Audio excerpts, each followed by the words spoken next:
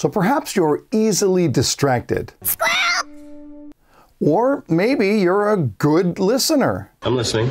But what does it mean to listen strategically? Today we're continuing our series on human-centered selling with a lesson on strategic listening.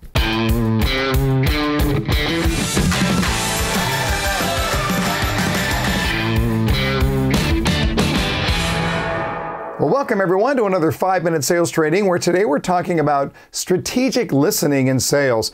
Curious as to how you rate your listening skills. Go ahead and give yourself a 1 to 10 rating in the comments section below. 1, horrible listener, can't hardly figure anything out. 10, it is your superpower. And while you're doing that, you might as well hit the like button too. Now, personally, I'm a 10, except when I'm a 1. I know I have the ability to listen really well, but I don't always have the desire to do so. Just me. In sales, however, this is a non-optional skill. Failure is not an option. We must listen, and we must listen strategically. What does that even mean? Well, it means a few things. The first thing it means is that we listen to understand. This is a far cry from the typical agenda so much of the time. Stephen Covey puts it this way: most people don't listen with the intent to understand, they listen with the intent to respond. Ouch. Now, this is not about hearing. We do that subconsciously and automatically. The question is, what makes its way into the cognitive part of our brain?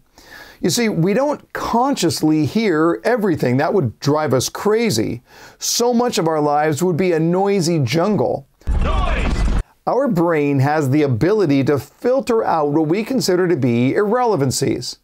But let me pause there and ask, what's the problem inherent in that concept?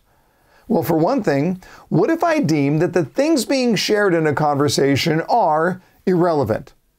It's really easy to filter stuff out, but I might miss a critical piece of information. Beyond that, if I have the ability to filter out what I hear, it means that I can pay attention to other things, including my own wandering thoughts. And my thoughts definitely wander. Like when I'm playing hockey and I'm on the bench in between shifts and I start noticing that the rink is sometimes used for curling, and I start wondering how the abuse that the hockey players make on a sheet of ice affects the way that a curling stone slides, and if they have to push the rooms even harder to make up for that, then Wait, where was I?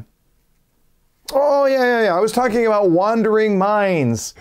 Sorry, dear, I was miles away. So how do I do it? How do I improve my strategic listening skills? Let me give you several ideas for that. Idea number 1, listen for shared meaning. That means I'm actively trying to find commonalities. I'm trying to find connection points.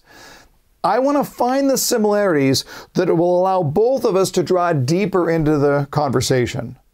Idea number 2, listen to understand assumptions.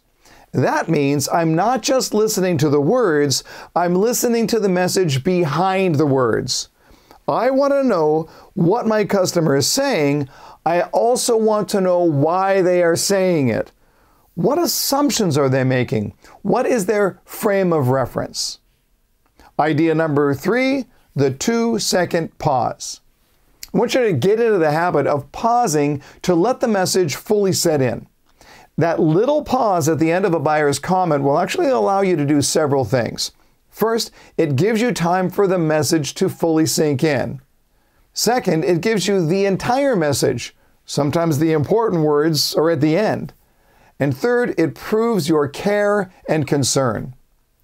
Strategic listening takes practice, but the payoff is incredible.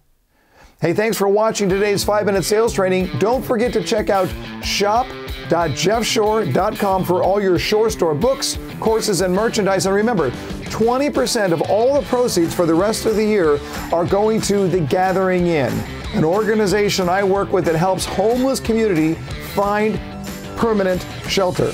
Until next time, my friends, learn more to earn more.